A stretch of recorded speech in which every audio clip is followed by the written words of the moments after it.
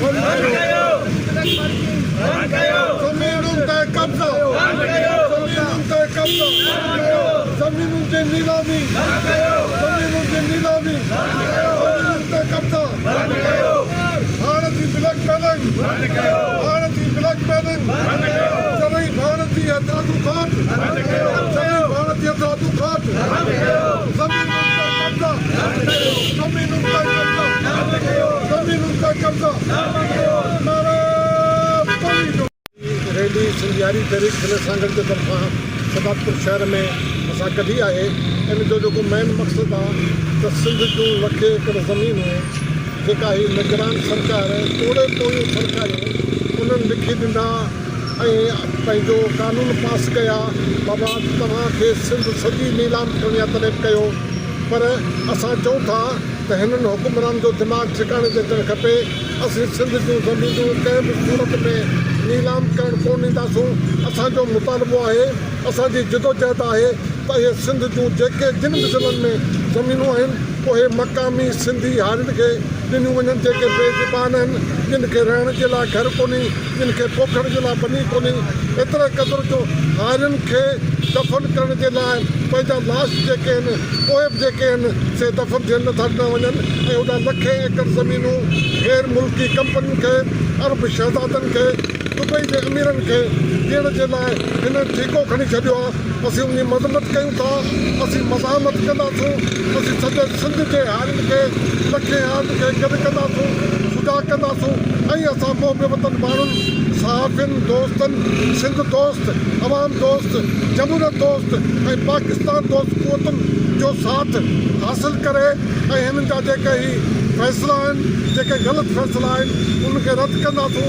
हीअ असांजी जिदोजहद एसी ताईं जारी रहंदी जेसीं ताईं इहा ज़मीन मक़ामी बेज़मीन सिंधी हारियुनि खे नथी मिले। मुख़्तलिफ़ दौरनि में सिंध सां वेसा घाती लाइ वन यूट मटियो वियो, वन यूट करे ज़मीनूं लाहौर हवाले कयूं।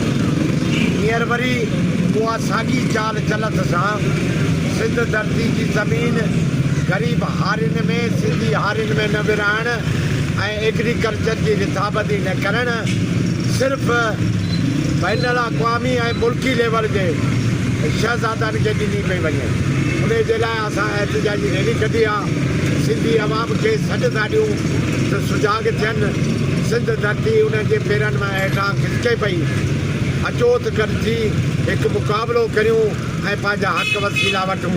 गैस हितां निकिरे थी लाहौर वञे थी, तेल हितां निकिरे थो लाहौर वञे थो। माना सिंध धरतीअ जो को बि हक़ बहाल कोन थो कयो वञे। उन जे लाइ असां गॾु आहियूं। इंशाअल्लाह सहाफ़ी बिरादरी, समाज जा सुधारक इंसान, सुखियाल माण्हू। हींअर हारियुनि जो टैक्सी एक्ट त ख़तमु कयो वियो आहे। आबादकारनि खे वरी तबाह करण लाइ उन्हनि जो पाणी बंदि आहे, हाण बंदि आहे, फसुल लहण था, उन्हनि जो रेट ख़तमु आहे। हीअ हिकिड़ी जंग आहे सिंधी माण्हुनि खे तबाह करण जे लाइ।